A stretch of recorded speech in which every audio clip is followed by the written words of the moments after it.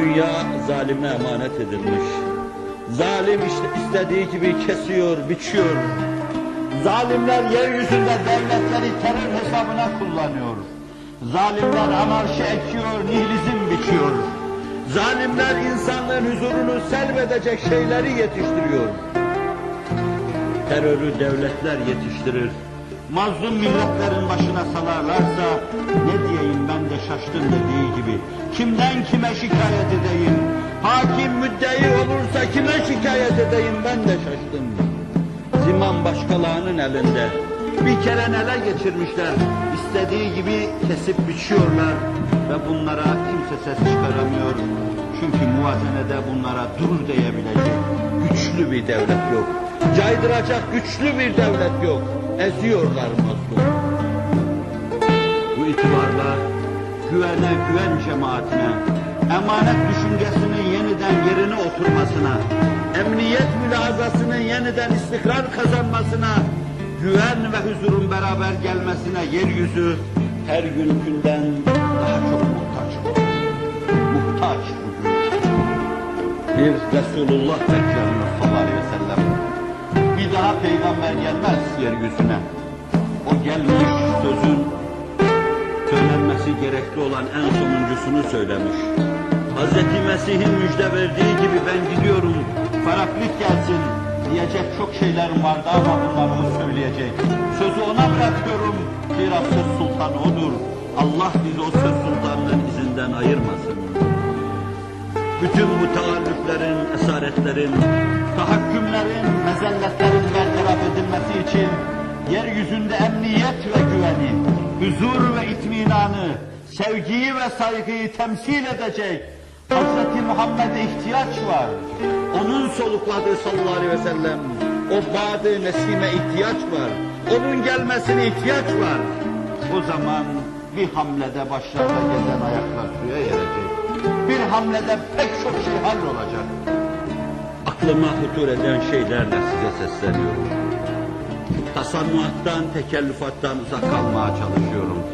Bir veladet münasebetiyle defaatle arz ettiğim bir şeyi müsaadenizle yine ona bir davetiye, o ruha bir çağrı sadedinde arz etmek istiyorum. 14 asır evvel bir böyle geceydi. Kumdan ayın 14'ü bir öksüz çıkıverdi. Lakin o ne huzlandı ki hissetmedi gözler. Lakin bugün de hissetmiyor ya. Lakin o ne huzlandı ki hissetmedi gözler. Kaç bin seneydi, halbuki bekleşmedelerdi. Nereden görecekler? Göremezlerdi tabii. Bir kere zuhur ettiği çölen sapa yerdi. Bir kere de mamuleyi dünya o zamanlar buhranlar içindeydi. Bugünden de beterdi. Sırtlanları geçmişti beşer yırtıcılıkta. Dişsiz mi bir insan? Onu kardeşleri yerdi. Farza bütün afakı sarmıştı zeminin. Anarşi her tarafı sarmıştı. Sargındı bugün şarkı yıkan tefrika derdi. Derken kırkına varmıştı ki o masum, başlarda gezen ayaklar suya erdi. Aczin ki ezilmek de hakkı dirildi. Zulmün ki zevali aklına gelmezdi, geberdi, geberecek. Aczin ki ezilmek de hakkı dirildi. Zulmün ki zevali aklına gelmezdi, geberdi. Dünya neye malikse onun vergisidir hep. Şahidiz buna. Medyun ona cemiyeti, medyun ona ferdi, medyundur o masuma bütün bir beşeriyet. Ve ellerimi kaldırıp son mısrayı söylüyorum. Ya Rab, mahşerde bizi bu ikrar ile haşret. Ya Rab, mahşerde bizi bu ikrar ile haşret.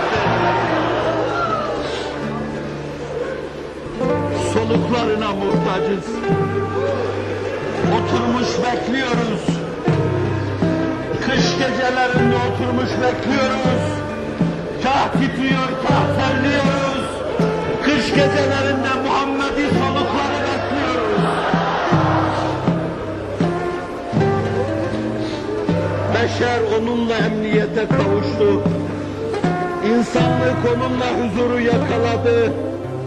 Kardeşçe yaşadı. Kardeşçe dünya idare edildi. yıllar yıllar insanlık başı dişi ağırmadan, huzursuzluğa düşmeden, duçar olmadan tam bir emniyet ve güven içinde yaşadı. Ömer veya İbni Ömer. Ben eski yıllarda Ömer diye öğrenmiştim. İmam Kuşeyri Risalesinde İbni Ömer diye bahsediyor. Ara sıra gezer, kırlarda seyahat ederlerdi. Seyyidina Hazreti Ömer'de de vardı bu. Tebaanın nabzını yoklar. Kalbin atışlarına bakardı. Kalp sağlam atıyor mu? Ekstrastol var mı? Taşikardin var mı? Kalp şayet düzgün atıyorsa beden sağlıklı demektir. İzâ salahat salahal cesedu kulluh ve izâ fesedet fesedel cesedu kulluh buyuruyor Allah Resulü. Kalp sağlamsa bütün beden sağlamdır. Kalp bozuksa bütün bedendir. Kalp davranışlarla kendisini hissettirir. Davranışlarda inhiraf varsa, davranışlarda sapma varsa kalp bozuk atıyor demektir.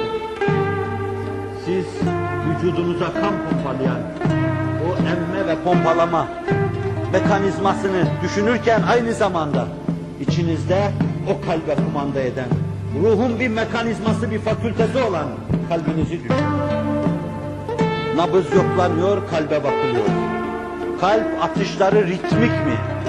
Şayet kalpte aritmi varsa bu aritmi davranışlara da sirayet edecektir bağışlar. Nedir tuttuğunuz aritmi? Yok ekizra sistem kalbi. Kendim biraz o rahatsızlıkla anında hasta kendimi. Maddi manevi. Allah maddi manevi hastaya da şifalar ihsan eylesin. Nabız yoklama. Ve İbni Ömer. Burundan düşme dersek hakaret olur. Fakat babasının aynısı tıpkısı İbni Ömer. Ömer'in oğlu Ömer. Ömer hançerlenince başına toplandılar. Oğlum dediler. Rivayet çok zayıf. Fakat çok hoş. Bir evden bir kurban yeter diyor kurbanın. İslam'ın kurbanı. Kırılan kapısı. Nifakın şikakın önünde sert. Yıkılıp giderken bir evden bir sertin yıkılması yeter. Bir kurban yeter. Demek o işi göğüslemek lazım. Bunu insan nazara almalı, öyle o işe talip olmalı. Bu iş göğüslenmesi gerekli olan bir iştir. İbni Ömer. Sevin ki Allah sizi sevdiklerinizle beraber eylesin. Ben demiyorum ki el mer'u ma'a men habbe. Sadık ve masduk olan sizin sevdiğiniz Hz. Muhammed Mustafa söylüyor sallallahu aleyhi ve sellem. İnsan sevdiğiyle beraberdir. Allahümme ahşurna ma'ahum. Allahümme ahşurna ma'ahum. Allahümme adkhilnel cennete ma'ahum ya erhamer rahimin. Bir çobanın yanına sokuluyor. Çobana diyor ki şu koyunlardan birisini bana satar mısın? Genç bir delikanlı. Belki içinizdeki en küçük kadar, hocamızın oğlu kadar belki. Satamam diyor. Neden satamazmışsın? Aşağı çıkıyor ve şöyle diyor. Satamam çünkü koyunlar benim değil. Ne var hocam diyor. Sahibine gider dersin ki bana koyunu satar, onu kurt yedi.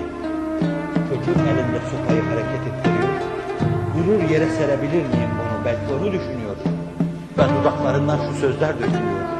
Dediğin söz doğru ama fe'eynallah diyor. Fe'eynallah.